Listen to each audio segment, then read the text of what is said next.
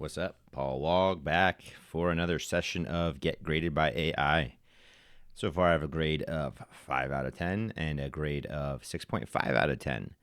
5 out of 10, I was kind of messing around with the way I was talking about the hand, maybe just practicing some numbers. The 6.5 out of 10, I actually tried to apply some of my better thought processes, and I get a 6.5. So, yeah, higher level intermediate, maybe. I'm not a pro, working on maybe getting some of the skills that pros have.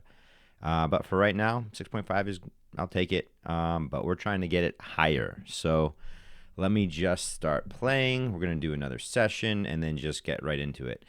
Let's start with the brain needs a little bit of a warm up today. So we'll analyze the next hand. Okay. I was looking at frequency of a specific range, hitting a specific flop, and I was looking at the frequency of top pair or better on that maybe 19% of all possible combos, so that would include all suited broadways, suited aces, pocket pairs, suited connectors and gappers, plus some offsuit Broadway, just some. And I created a range of about 19 to 20% of all starting hands. And then I ran a couple random flops and found different percentages of hitting the flop with top pair better. I did not look at draws.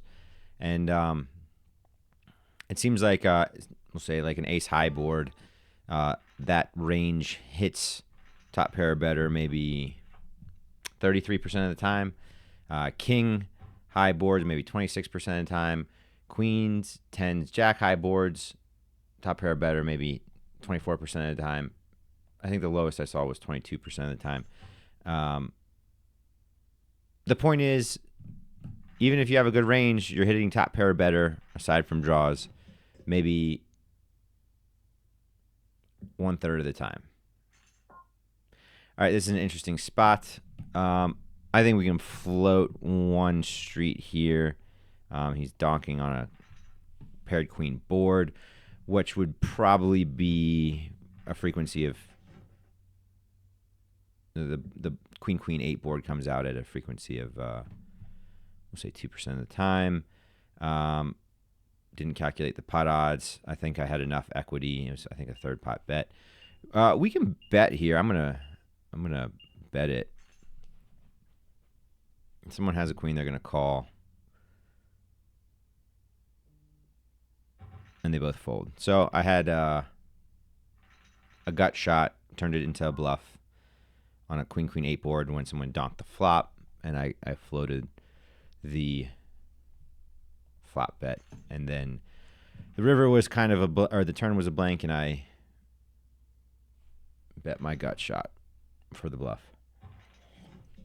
All right, 8-3-4 board. Nuts are 8s, 4s, 3s. Who has what? Is this one that I can maybe bet this one? GTO, I think you can check or bet here. Possible check raise. All right, this is a good one. King turn for my range. We'll bet that 66% of the pot. Sometimes you can overbet this spot. So we're gonna bet it big with the second pair. Okay. Well, at this point, I think we have to call. So I didn't calculate the stacked pot ratio, which was about 2-to-1 at that point. I get a shove from the guy in position. If he's got an 8 randomly, then and he's got an ace king. Oh shoot! So I rivered an 8. So I had trips. So now I'm up 13. I had 3 outs, and I got lucky. There's one where I get lucky. Okay, stacked pot ratio made me have to call there, I believe. He was still playing his ace king in position with a short stack. Don't think that's GTO. But I got lucky. Okay. I am warming up for a session tonight, a 1-3 session. I played 1-3 the other night, was up 1,000, but that does include $500 on a flopped royal flush bonus. So I had never flopped a royal flush before, just drilled it, ace, queen of hearts, and then the board comes king, jack, 10. It was actually a 3-bet pot. I was the one that 3-bet it. And then there was a 4-bet all in over top on someone that flatted before me. I was in the button. The cutoff had called the original raise. I 3-bet. Then I get 2 callers, and then that cutoff jams for like maybe pot. So I was priced in with ace queen suited. The other 2 players call, and then I drill the nut flush. It checks through all the way to the river, and someone bluffs at it, and then I obviously get the money in, and he folds. Turns out the guy that shoved actually had ace king suited, so I got lucky there. All right, we're $7 up in the button with jack 10 offsuit for raising 50% of the hands here. All right, cutoff raises 5x. We're just not even going to play this hand. Right now we're trying to impress the AI. I don't think they're impressed with my analysis so far, but we'll get there.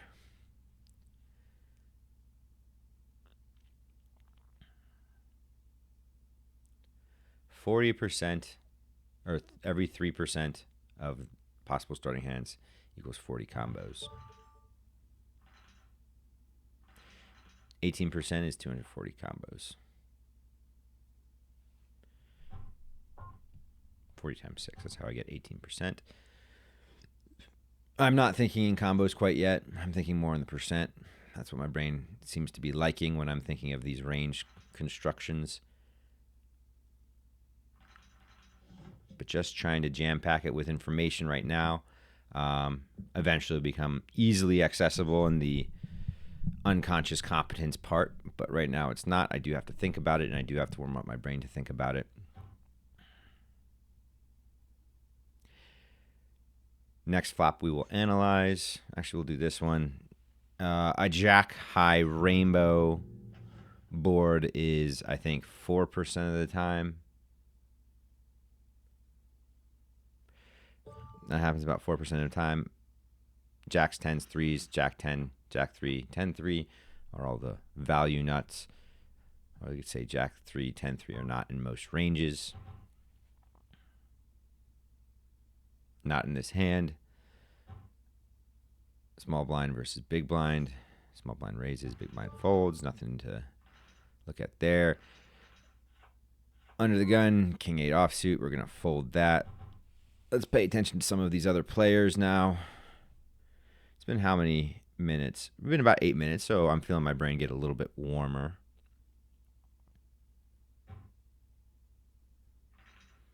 Limp on the button from Dro 77.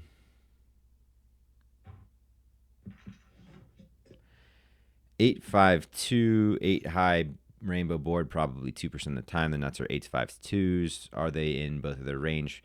Possibly. Limp on the button doesn't suggest 8s or 5s, maybe 2s. King 7 offsuit in the big blind. It looks like it's about to limp to me. I could use this one as a steal. Well, small blind already raised it. They did it themselves. I'm not going to mess around because they went, I guess,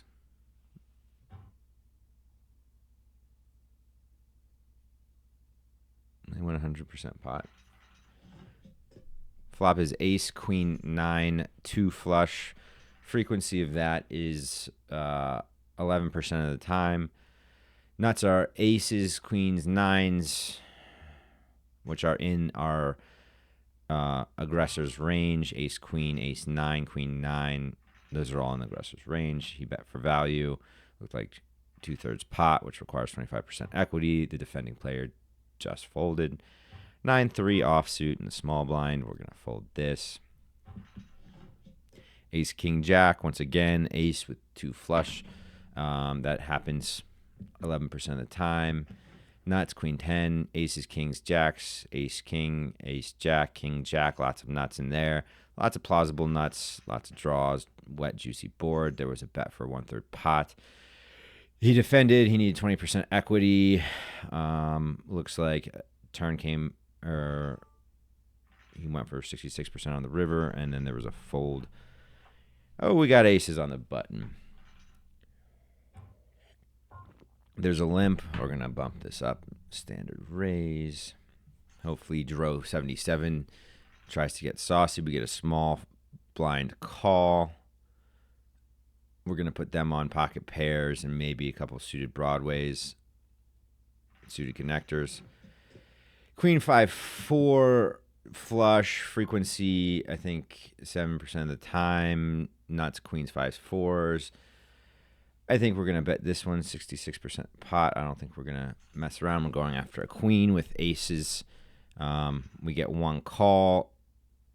Now our stack to pot ratio. Let's see if we get 2 calls. Okay, now we have 7 of clubs on the turn. We do have the ace of clubs. We have a stack to pot ratio of, we're going to use some time bank to think about this one. Stack to pot ratio of about 2 to 1. Nuts now are 6 and 8. I don't think he has them, but he could easily have he could have a flush. He could have a set. We're going to continue betting here for half pot, so that when he calls, we're going to have about, have a little bit under a pot size shove. If he goes over the top, obviously we're calling because we have the ace of clubs. So we are drawing to the nut flush. He goes over the top. We're going to go all in. He might have a set. He might already have a flush, but we can't put it down. All right, king jack of clubs just drilled the flush. Unfortunate for us. Probably not standard to call in the small blind there. Kind of unlucky that he had that flush. We weren't going anywhere because we had the ace high flush. I think we had a bet there, because if we were going after a queen, they wouldn't call one more street if the 4th flush came in. So we were hoping that they had a queen. There was a chance of a flush, but we still had the draw to the nut flush. I think it had to be a bet on the turn. I did size it so that we were setting up close to pot river jam, and then he went over the top anyway. Not foldable. Unlucky. So now we're down $5.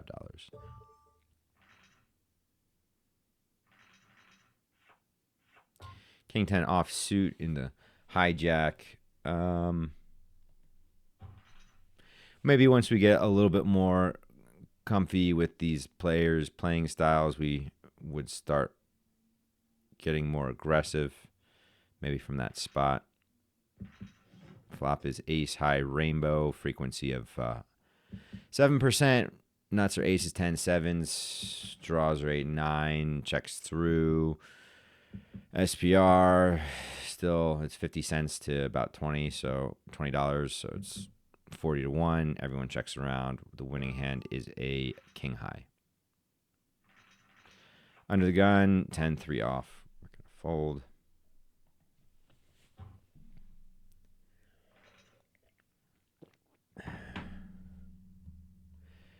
There is a lot of, I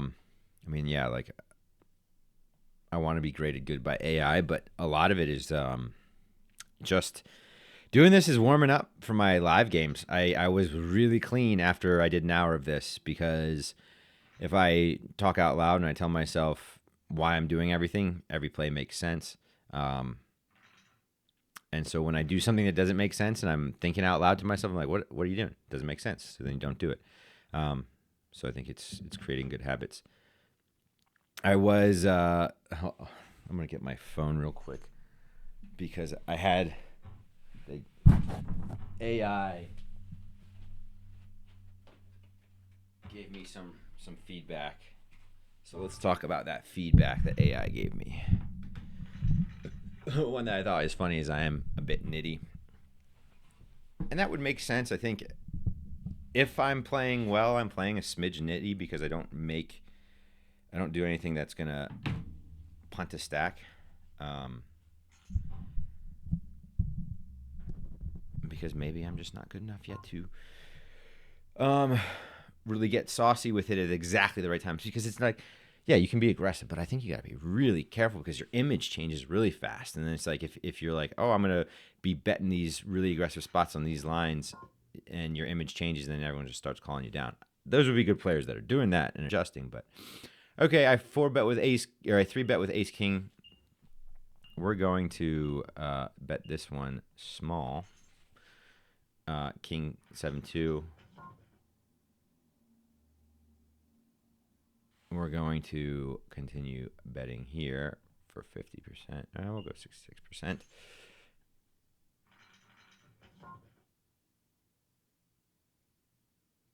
And then I think we're just going to blast off.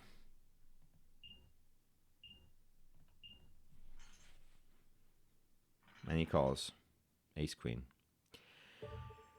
I don't think most of the time they should be calling there with ace queen. That's why I did that. Kind of unlucky. Ace queen, king queen, unless it's ace queen suited. Maybe king queen suited is calling, but I had the draws, I had the overs, and I was going after a small pocket pair or a flush draw to get to fold. Maybe let's maybe the 3-bet pots need to be a little bit more. You check 3-bet pots more frequently. I've been c-betting less frequently on 3-bet pots, and I think that's been good for me. Queen high tends to be good for the original raiser or the 3-bet aggressor, even though the queen's not in my range, it tends not to be in their range as well. He did call the flop, so then alarm should raise, but I was going after some smaller holdings. If I had kings or aces, I just get all the value. So I would have done the same thing with kings or aces. So now we're down a buy-in. Ace 3 suited under the gun.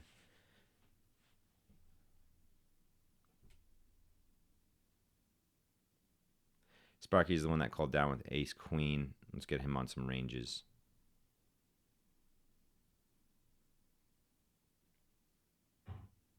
He sits out. Get a call on the button. This is definitely GTO approved 3 street. So we got king 7-2, 2 flush. That's 9% of the time. King is really good for me. He's going to call. We're going to also go big again here. If he has a 7, that's unlucky because the 7 came in on the turn. I don't think this is I think this is a good hand to keep blasting.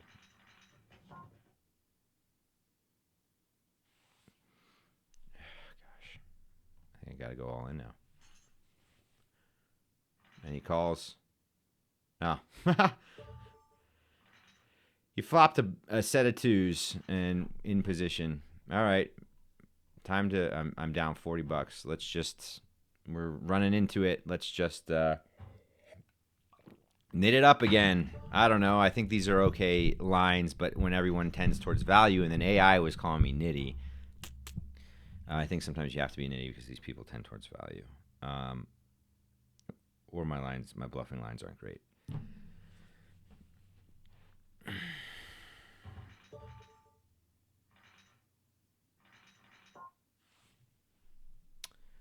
All right. This is a tough start. I like this. I kind of hope I get a worse grade today.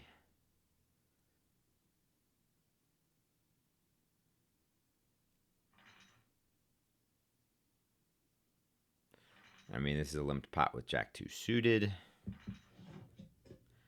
We hit a Jack. It's value jacks, nines, fives. No one really has that. We're gonna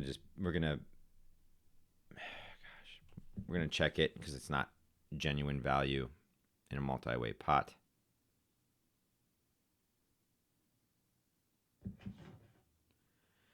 Flush comes in with the 3 of diamonds on the turn. We got a lead here. I'm going to give up. This is Jack 2, doesn't want to call multiple streets. All right, this would have been a good minimum defense frequency is 2/3 pot. We would have to defend. Man, a little bit slower today. I think I wrote it down. I think 60% of the time.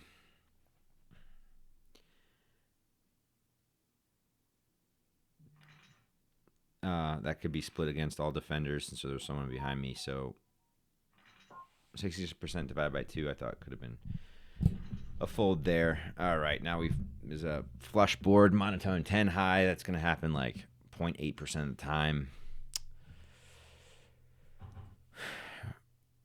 We had a pair. It's probably a little nitty to fold 10-8 offsuit on this board multi-way, but it is multi-way. Once again, he bets 2/3 pot. I think minimum defense frequency is 60%, but I need to confirm that.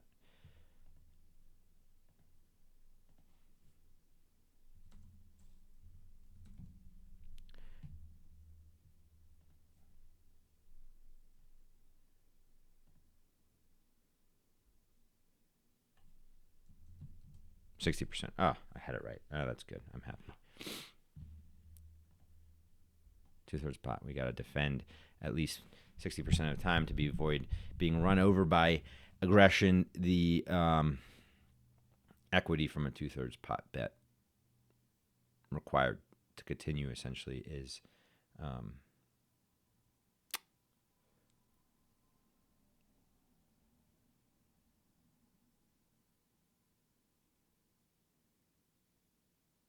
30%.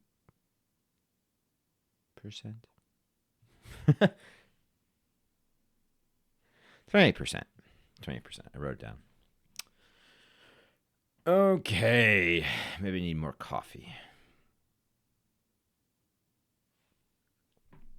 I don't really have good reads on any of these players. Actually, it would be very good to get a not great grade today so that I can actually see where the difference is. Like if I play bad,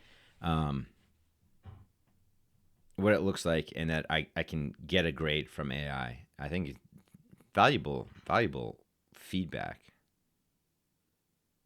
Assuming AI is reliable and accurate. Okay, I raise queen 10 offsuit in the button, get a call from the big blind. 9-5-3. He donk leads. I think that's relatively weak. Half pot. We're going to actually raise this.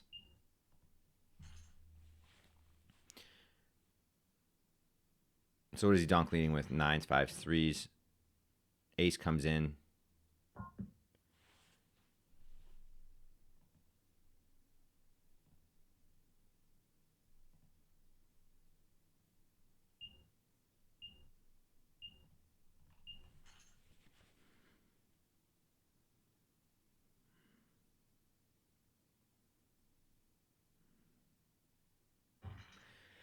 All right, I'll explain that hand. Okay, I got a fold with some aggression.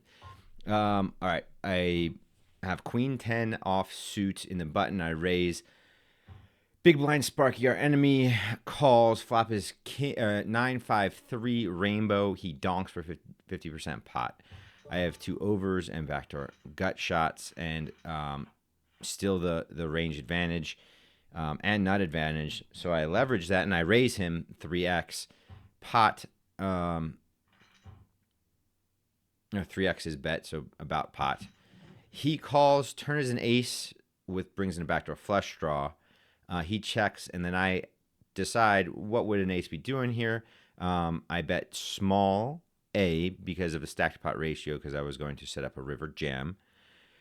B, what would I be attacking? Specifically 9, 5, or 3. So if you had a single pair holding and I bet small, it does certainly look like I'm getting value for an ace or a really strong hand. So with that small bet, our opponent folds and then shows king 9. So we got one through with a little bit of extra aggression. So Sparky's definitely paying attention. He's doing a couple funky things, but definitely adjusting. So we'll give him some credit. Original razor to 50. Sparky min clicks to 80 cents, and that'd be 4x for me in the big blind. So I called. It'd just be 4 big blinds. The original razor now raises that from 80 cents to $3.20, and now I'm out of position. I'm going to have to fold that. Something I was prepared for was the original razor to re-raise and isolate, which he did do. But with the king 2 suited, I think I could have called the big blind and see what the original razor did. Sparky's thinking a long time.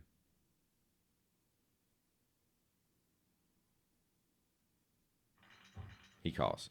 Flop, ace, 9, 4. Stack to pot ratio, about 1 to 1.5. Pratfall, the original razor, led, and then Sparky folded, and he showed king queen. So he called a huge 3 bet with king queen off. So in the same way he had ace queen and called me down with probably a little bit of a loose range if he's calling that every time with ace queen off, he got punished there with king queen off.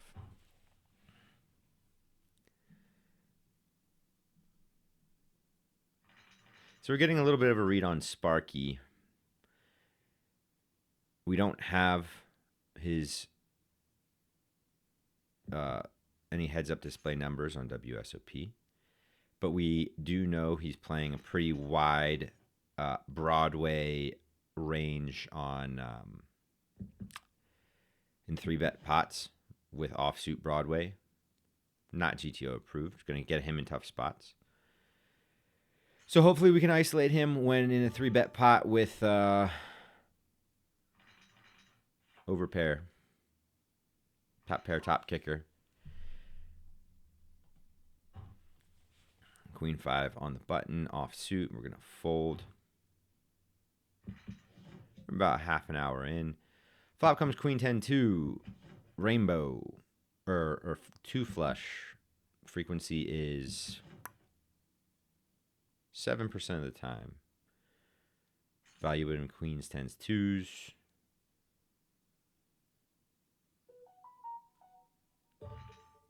Checks through.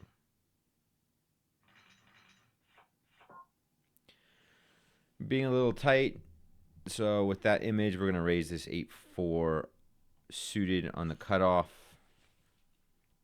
Hoping to get position here. Pratfall's thinking, he folds. Okay, so we got position.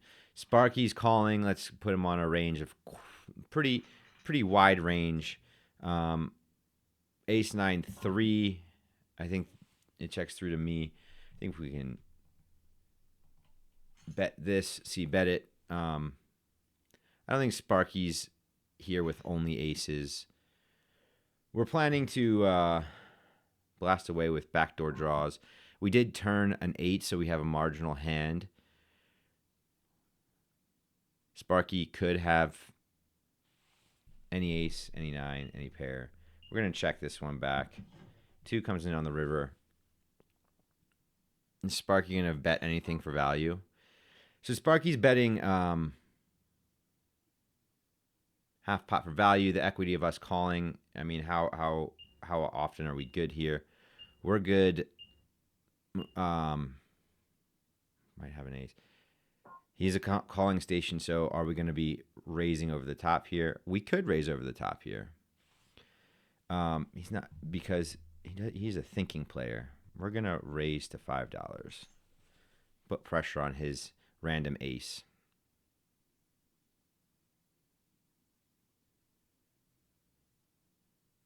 He's thinking.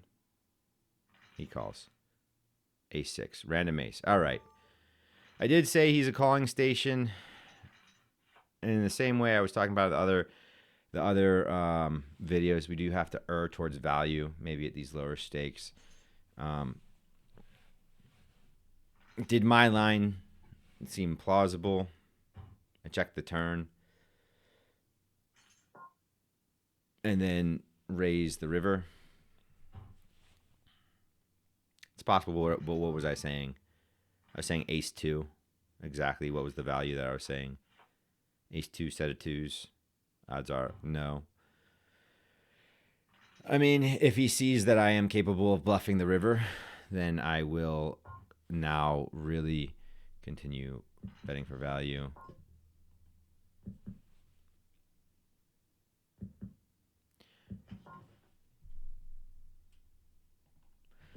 I have 10 high flush with king queen out there.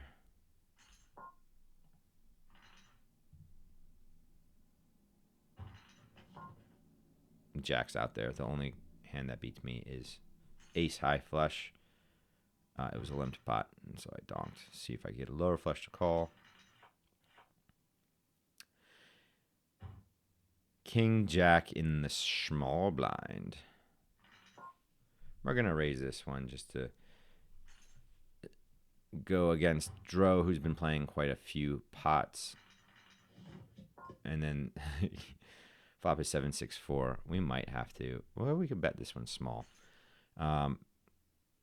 And he folds, so that we had to get a little bit aggressive for a full pot, $5 pot. Doesn't mean, if it's a low board, doesn't mean they always hit it. Sometimes betting smalls is not bad on low boards.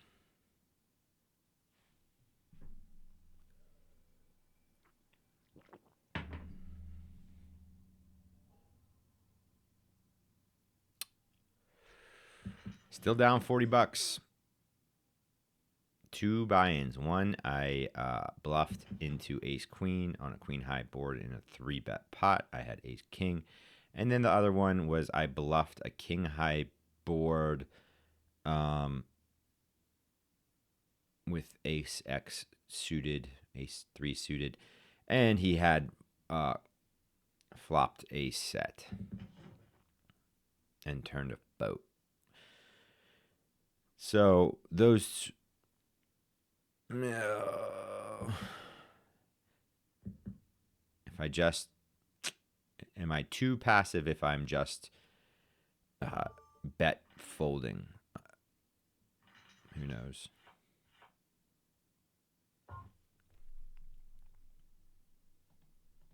Jack 8 offsuit in the cutoff. Pratfall has been folding. He calls, or he raises instead, so we're going to get out of this pot. Sparky might just straight up call. He does that sometimes.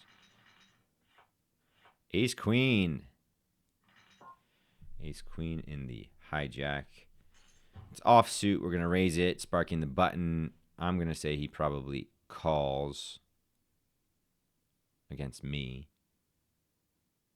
He folds. Darn it. Dro in the small blind calls. Flop ace 6-4. 2 flush. Frequency 11. We're going to bet this one small. And then we're going to go after any random ace here because it's unlikely Dro has ace king. And now another ace. So we're going to keep betting this.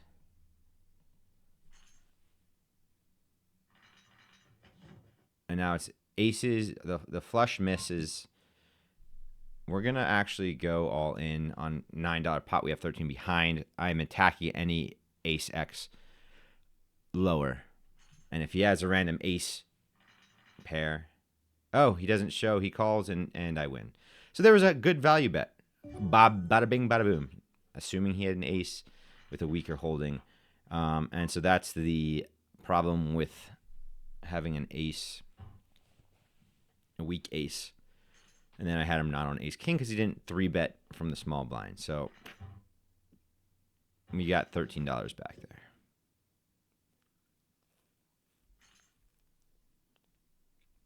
So I have about 125% river bet. I bet small on the turn to keep. I bet I think half pot just to keep the SPR at about the right range for a river shove. If I bet too big on the turn, I get all the small pairs to fold, so I want small pairs to call one more street. There was a flush draw. If that came in, what am I doing? I'm probably am I checking back and letting all the smaller aces not have to call? Or I think if you did a river shove, donk shove into me, that would have been a tough call. That would have been really tough to call. I would have had to figure out how many combos he had of the flush draw versus how many combos of aces. Trip aces versus if he had any boats and was just going for value against any trip ace holding. We got 25 minutes left. My brain is getting warm, so when I'm ready to go to the casino, I think I'll be ready to play okay today.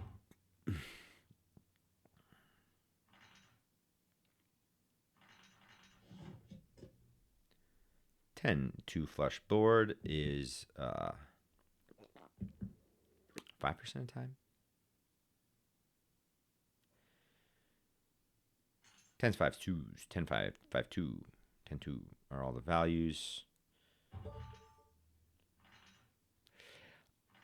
Of note, I was looking at how often certain ranges hit flops. If you're playing pocket pairs on the 20% range, you're going to hit a flop or hit any set about 4% of the time. That's what it seems like. If your range includes all pocket pairs on a rainbow board or a unpaired board, set 4% of the time. And it seems like top pair better, 22 to 33% of the time on most boards. Okay, let's read some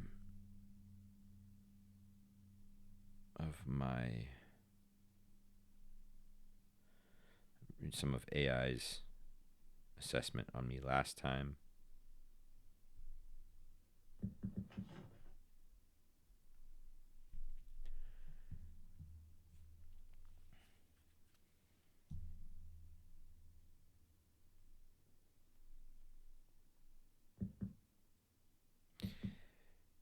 Overall, this is the first one. Let's go with the second one.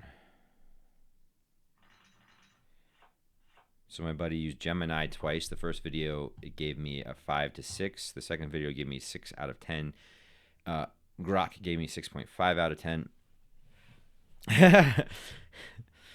The second one, he has shown measurable improvement in his mental gain and discipline compared to previous section, but there's still clear leaks in his practical application of the theory he is studying.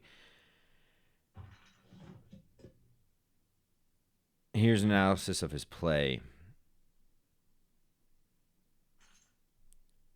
Theoretical knowledge. The presenter is dedicating significant mental energy to integrating GTO concepts in his real-time thought process, but application of these concepts is sometimes forced or slightly misapplied.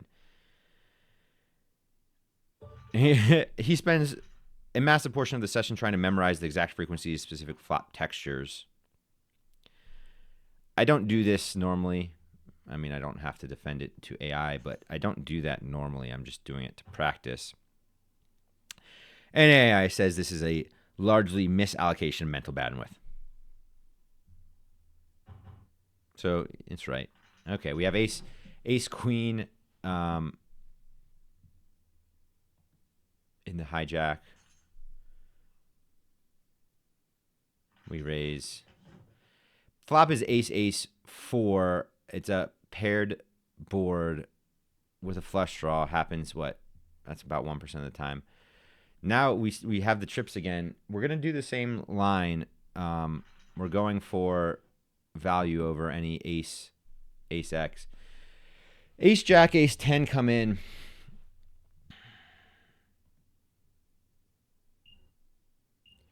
This one's a little bit trickier to bet for value. Am I going to get ace jack, ace 10 could have a boat here. Ace 9, 8, 7, 6. I think I'm going to check this one back. I don't want to see ace jack or ace 10. King 10. Is he going to call a third street? I'm not sure. If I go small, I'm risking getting check raised. That's why I didn't go small. If I go big, I'm risking getting check raised.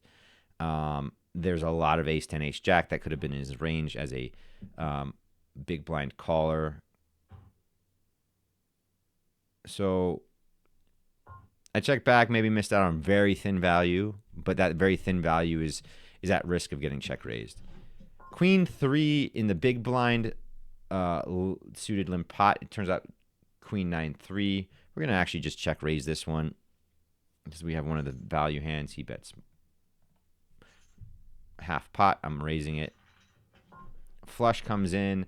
We're not going to slow down here. It doesn't mean he has the flush. Yeah, so he folds. We would have had to think about it if the turn came something different. Okay, going back to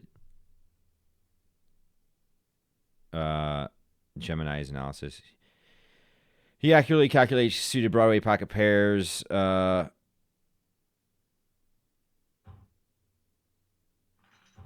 then he says he starts stumbling through combinations, get bogged down in the math. Yeah, I'm trying to do that. Pot odds, EV and MDF. He has solid theoretical grasp of the relationship between MDF and pot odds.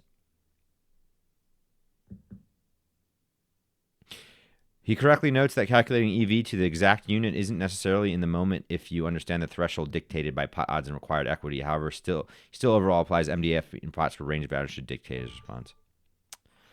Practical application, improved discipline and ego checking.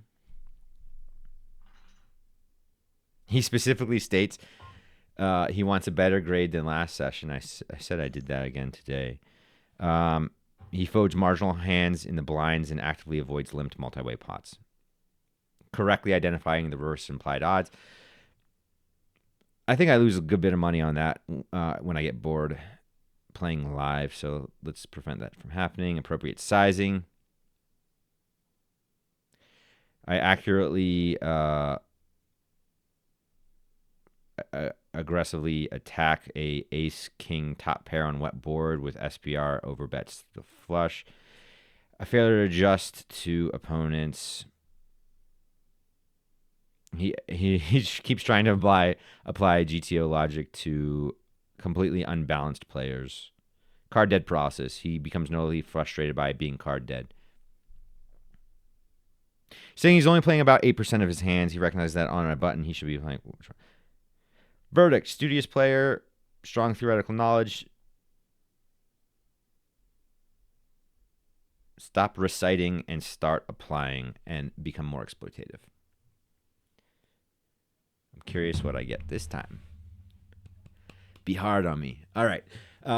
Pocket twos in the button. Raised it. Sparky, an arch nemesis, calls. Mr. Buster taking his time. 9-3-3.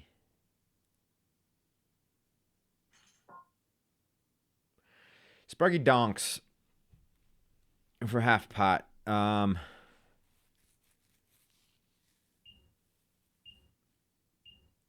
going to use some of this time. I have to defend 20 or 67% of the time on half pot bet.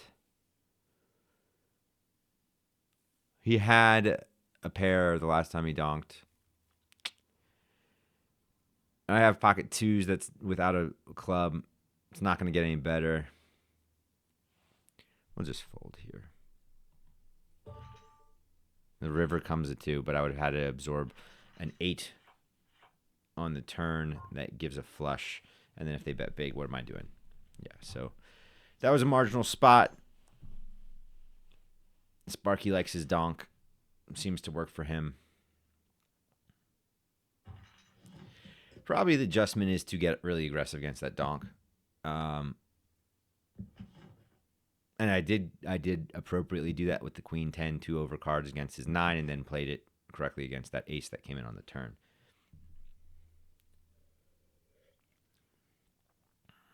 15 minutes left. Let's get one more coffee. Oh. Water's out. So maybe we won't get that coffee.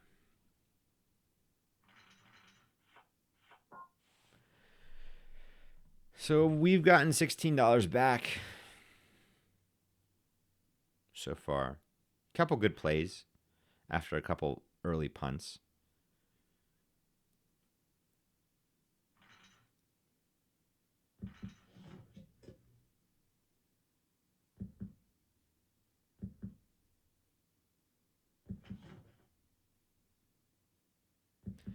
I guess I'll post the entire analysis in the video, whatever AI gives me.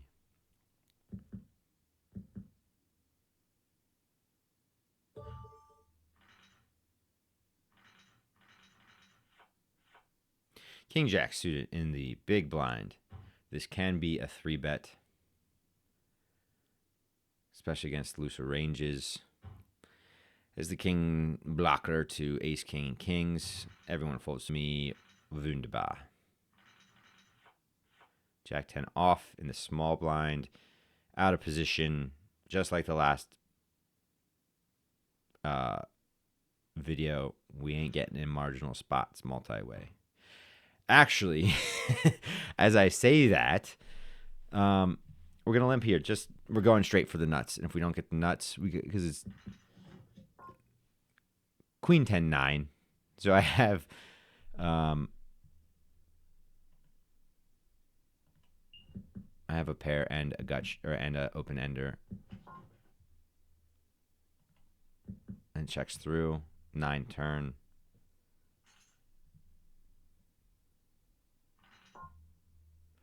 $30 into 60, 30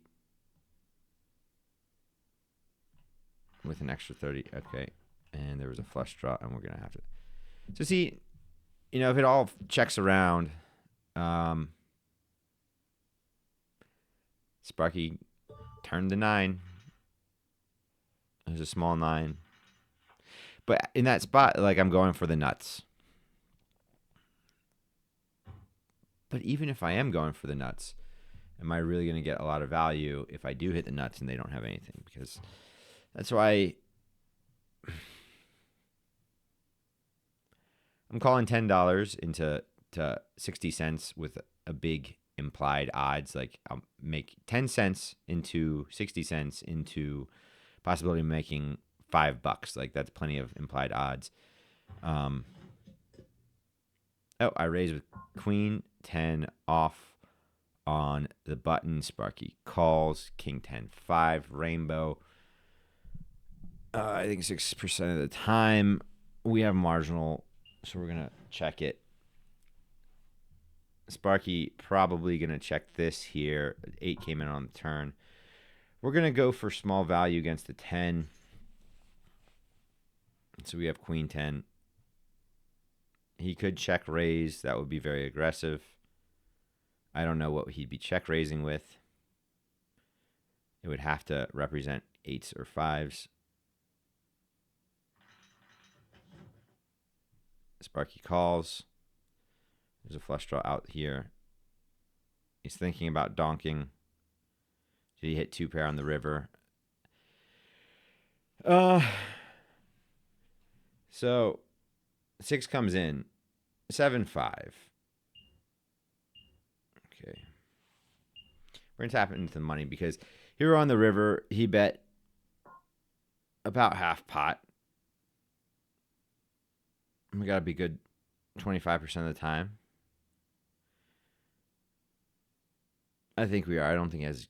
Yeah, I think we're good at least 25% of the time. I think we can call this. If he rivered something, then that's just what it is. Yeah, he rivered 2 pair. So he turned river 2 pair. And that's pretty darn stupid. Small pot, but he bet it the size where it's like I'd have to be good only 25% of the time. Half pot bet. Let me make sure that it is 50% or 25%. Equity, yeah.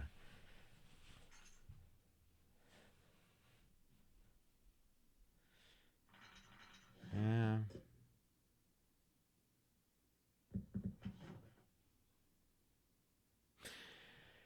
I do think Sparky has, like, I mean, that's not a bad bet because it is getting me, it is a value bet to get me to call. If he bets any bigger than that, I'm not calling. Donk leads the turn because he knows I would have checked back. The 6 comes in. Definitely plausible he hit 2 pair. But he bet it at a size where it's, how many times do you have to be good? Is he bluffing there 75% of the time? Or is he bluffing more than 25% of the time? I think he's bluffing more than 25% of the time.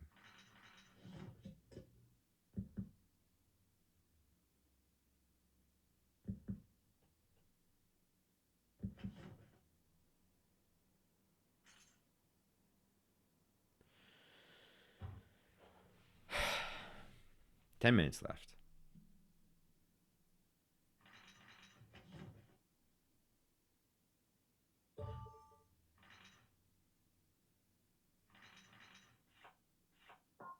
Ace-9 suited.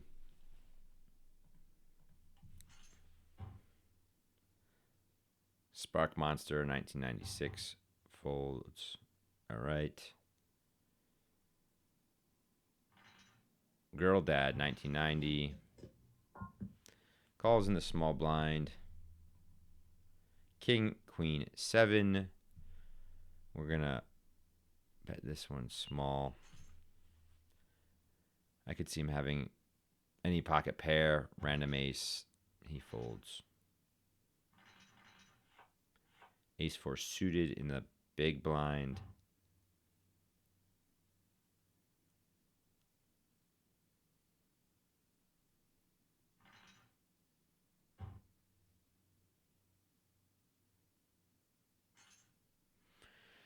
Girl Dad raises.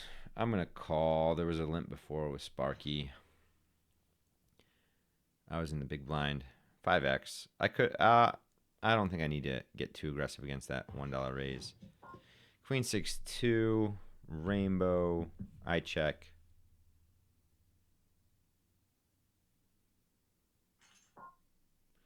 Half pot. I got no backdoor anything. We'll just fold. Actually, I did have backdoor straight, and then chasing the rabbit, it came in.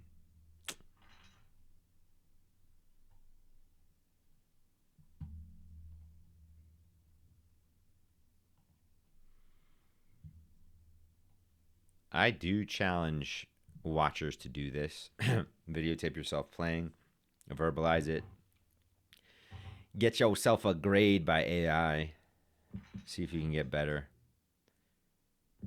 Why would we not utilize it? It's a teacher. It's so fast. I just plug the video in and I say, hey, analyze this player. And it does it within 2 seconds.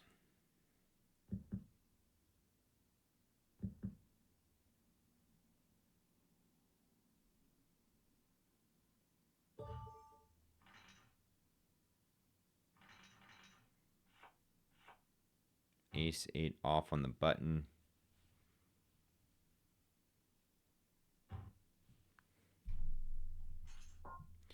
We're going to get a little spicy towards the end of our session. Cut off raise. We're going to 3-bet.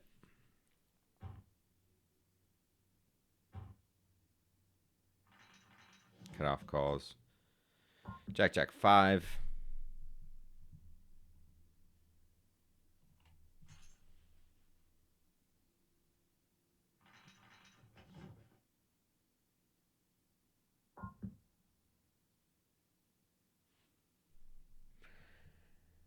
What is his range?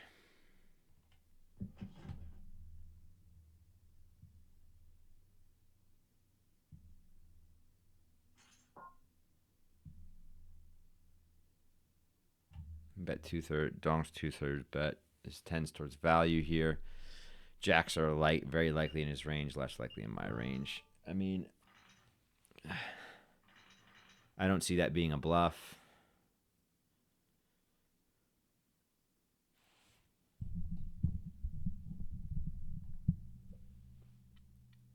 What is he betting for value? Any jack. He could be betting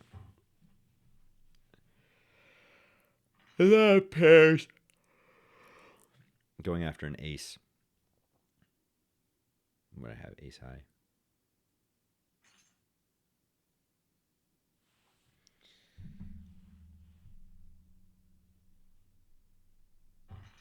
For 5 minutes. Let's not get bored here. We have 6-3 suited. We're not gonna raise it at this point, because that would mean that we are raising double gappers. If you had all the double gappers in, and then add more offsuit broadways to the total possible combinations, you're playing with probably 35%, and I'm in the hijack, and that's too many hands. King 4 offsuit. Fold. Fold, fold, fold.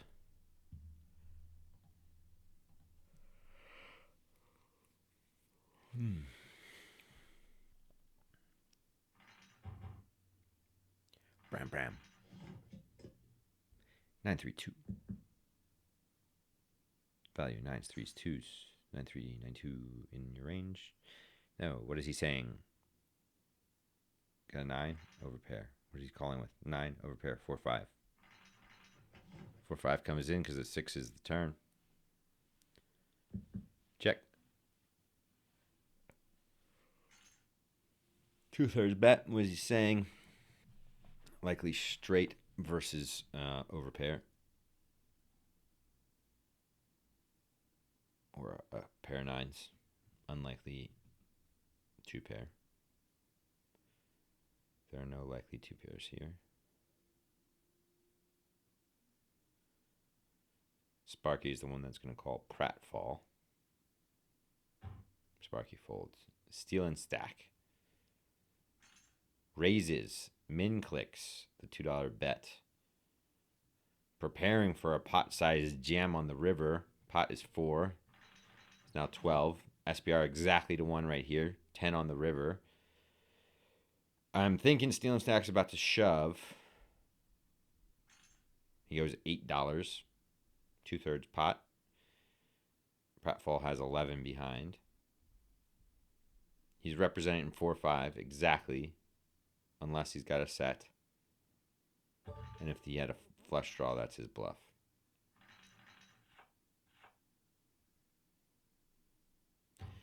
Five-two suited in the big blind. Sparky limp. Elite hunting new. Raises. Call. 5-2. Suited. Sparky hasn't tried to limp raise many pots, so I think we're pretty safe here.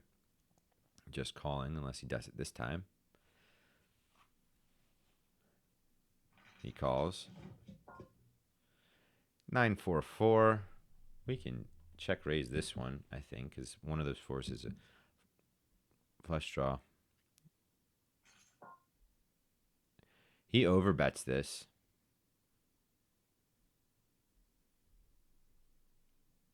By a lot. Ugh. Makes me not want to raise him, because he might have jacks and just call off anything. So unless I have a value. Or he has 2 overcards with a flush draw.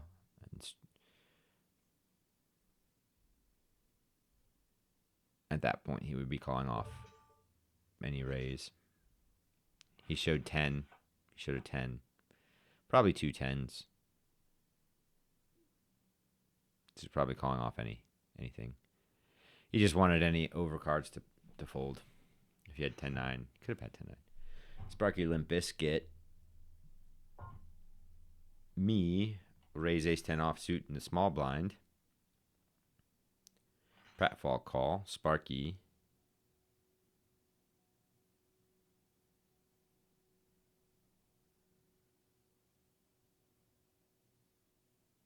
Call.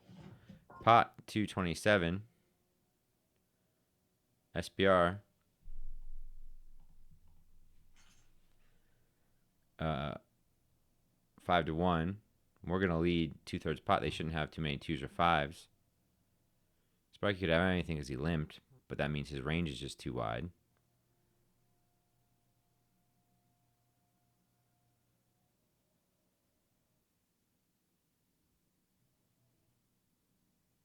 If he calls, we turn a 10, so that's good for us. We're gonna go after a 5 or a flush draw. We're gonna go big. He shouldn't have too many 2s in his range. If he does, that's just kind of unlucky.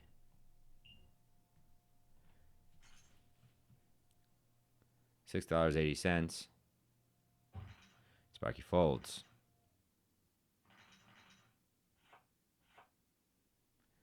We are at 1 hour. Total loss, $29.